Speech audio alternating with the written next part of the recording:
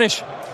Yeah, great finish to the game. The second half we played a lot better. The first half was nowhere near good enough. We played at a slow tempo and we didn't really get going, and we probably deserved to go in at half-time losing. But I think the second half we come out a lot bigger tempo. We dominated the game, and it really felt like we were going to get that win. It wouldn't fall to us, and yeah, thankfully I put it in the back of the net. Would you agree Alejandro Garnacho changed the game? Yeah, of course. I think he made a big impact. He always does that when he comes off the bench. So credit to him. He's ready. He's focused. We knew at half time he'd bring probably a little bit more directness and pace into the team, and also Josh came on as well, and I thought he had a big impact in the game. What about this problem? No intensity, no desire, no commitment, some were saying at half time. Why? Why does it take, I don't know, why does it need that sort of swing near the end to get rid of that sort of start? Yeah, I don't know. We can't really put our finger on it, otherwise we would do. We know there's talent in the team, but at the moment we're not showing it to our best of our ability. There's no doubt about that, and obviously there's a bit of confidence as well. Our record at Old Trafford has been really poor, and I think I think we lose that little bit of belief and that little bit of confidence, and it shows. It comes across as that our body language is maybe a little bit down and lethargic, but we need to win games to bring that back, and we'll do that. What can tonight, in the manner of the victory, the Fergie time victory, do then? And of course this competition's so important. It was last year, it must be this year. Yeah, of course it's huge for us. Where we are in the Premier League's nowhere near good enough, and we know that we're in the Europa League. We progressed in there, and we want to take this competition really serious, and we did last year. We obviously are the holders, so no, we have a big responsibility to perform in this competition, and no, we look forward to the next round now. Well done. Thank you very much. Thank you.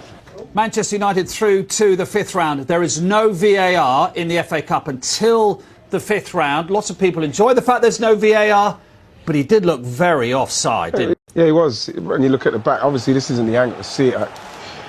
Roy, you think the keeper could come there? Yeah, the keeper should definitely come. Yeah. Absolutely. Two things. Keeper should come of course. But I can't understand. Look what the linesman is, Roy. Look, he's bang in line with it. The linesman is bang in line with him. Yeah, and that's just a poor decision. We talk about VAR, if it was here and it should be here, whatever. But the linesman's got to see that. Has to see that. But obviously United took full advantage of it. But I think the keeper's got to come. The last few minutes, the team are under pressure. Yeah. Lovely finish I think from he Maguire. thought about it for a second, didn't he, the keeper? You could just but I just think when the team are under pressure, I'd want your keeper to come. He ends up literally heads on the 6-yard, in the 6-yard box, literally on the 6-yard line. Yeah. I'd want my keeper to come there. Yeah. But United got out of jail tonight. Harry said they played really well. Garnacho and the subs obviously made a difference, and they played a lot more direct and a lot forward passes.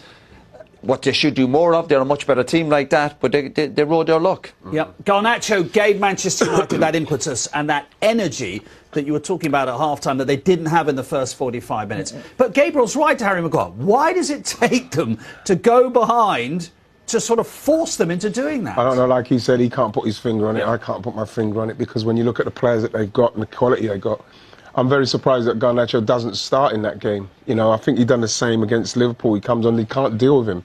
Comes on with a lot of it, with his pacey attacks. I thought that he should have squared one earlier on. I thought that they missed the opportunity, but when he shot into the side netting. But I think it does suit him when he comes off the bench. I'm not sure you could trust him when he starts games. When he comes off the bench and they're obviously taking more gambles and his stretch, that does where he comes into his own. But every single time he got the ball, he looked dangerous, isn't he? And that's what you want, because you say to a winger, don't you? You're not going to get past your man every time, but you keep doing it. You keep doing it. They obviously put Leicester on the back foot, and obviously they're tired. The subs came on and they lost a bit of physicality, and that's what Garnacho does. You want to put defenders on the back foot. You want to test them. Yeah. In the first half they were coming inside, playing sideways and backwards, but they tested them and they got their rewards. It's the ball over the top, Mark, all the time. Just like Bruno's getting it, he's just feeding it over it all the time.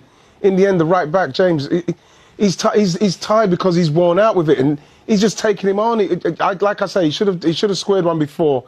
But like in the main, he's and when you're defending as a team, the whole team, when teams are playing in front of you, it's easy. Yeah. We could still play now. Yeah. But it's when they start stretching, you're running back towards your own goal. That's when you get really tested. And that's where Leicester come up short. They couldn't deal with it. Yeah, let's have a look at the equaliser. Garnacho asking all the questions, attacking the full-back all the time. And Zirkzee, who scored the winning penalty in the penalty shootout at the Emirates in the third round, is Johnny on the spot again after Højlund gets a shot? But how simple is this? Football, very simple, very effective.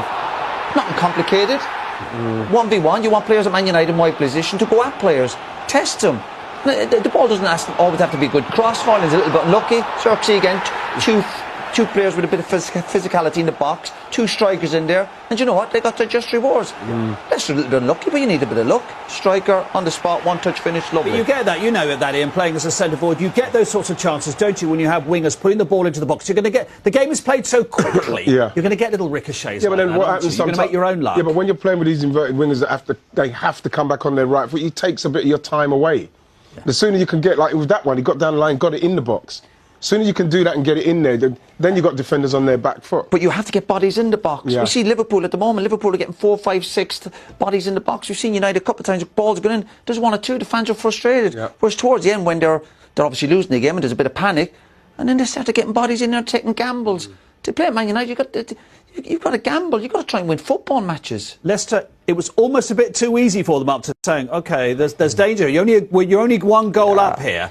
They needed to go for the killer, didn't they? But they weren't good enough for that. No. As bad enough United were. When it's 1-0, they're still very much in the game. And Leicester were having spells where they were toying with United a little bit, but you're looking going, you need that second goal. And you never felt they had that second goal in them. And when they made the changes, I think the subs came on, they lost their way a little bit. And obviously United, with the home crowd behind them, had a bit of energy, a bit of enthusiasm, and the subs for United had a big impact, obviously. So they got through the third round on penalties when they were down to 10 men, and Arsenal missed some great chances. They've come from a goal down here to win at the death with probably an offside goal. Oh, their name's on the cup. Well, I wasn't going as far as that. Give it to them now. Xerxes might be that FA Cup man. But it's giving you a little, they need something to hang on to here this season. They're getting it at the moment in the FA Cup. Yeah, but don't be fooled either by it. You have to praise them. They're in the next round of the cup, obviously. But if they keep performing like that, the performance itself was nowhere near good enough.